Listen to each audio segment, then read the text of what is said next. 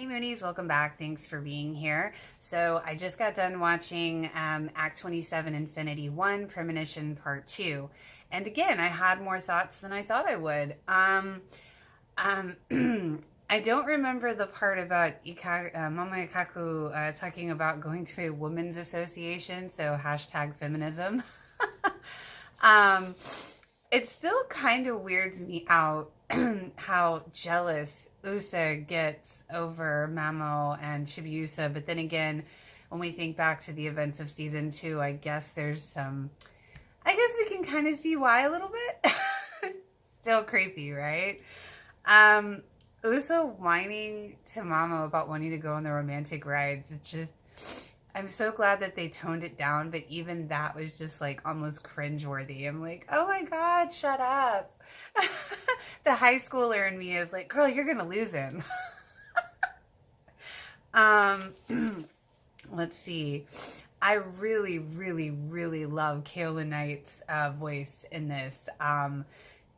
So like sultry and sexy and kind of like seductive evil. Like I really like her voice in this.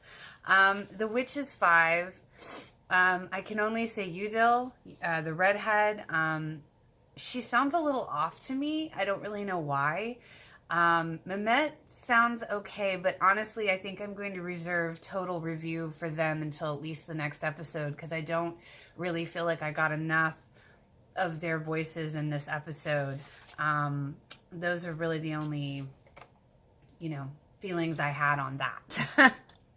Asuna, I honestly thought that was Motoki for a second, and I was like, that doesn't sound like Motoki, and then he said Asuna, and I was like, oh, okay, that sounds right. That voice is good. I thought it was funny because that one guy kid at the park, of Chibiusa's friend from school, he looks so much like Melvin. It's funny. I honestly thought that was Melvin at first. And I have to say, who wears a big floppy hat on a roller coaster? I know. They had to get her to Mugen Academy, but it's just like, really? No. I do think it's funny when Mamo like freaks out about her going off on her own because Mamo is so cool and calm and collected and indifferent. So it's just so funny to see him freak out. And when Usa uses the disguise pin, I have to wonder, are the girls angry because they're worried about her safety, or are they just jealous that they can't use the disguise pen? Once again, I'm reiterating, I really don't like Michiru's voice. When Usa comes across her playing her violin, I really get the whole Mean Girls vibe.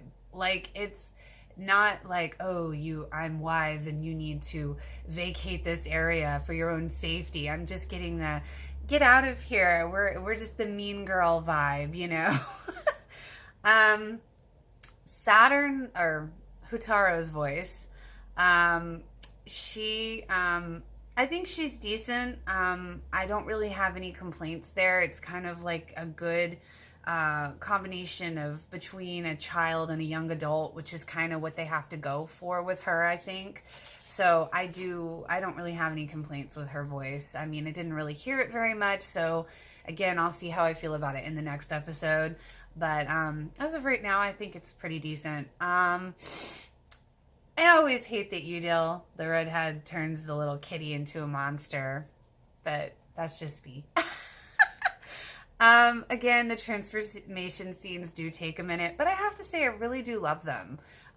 It's just, I don't know. I mean, they do take a minute, but they're fun. I really do enjoy them. The, sorry, I'm still dealing with my voice and all this cold weather is making me sick and still holding on there.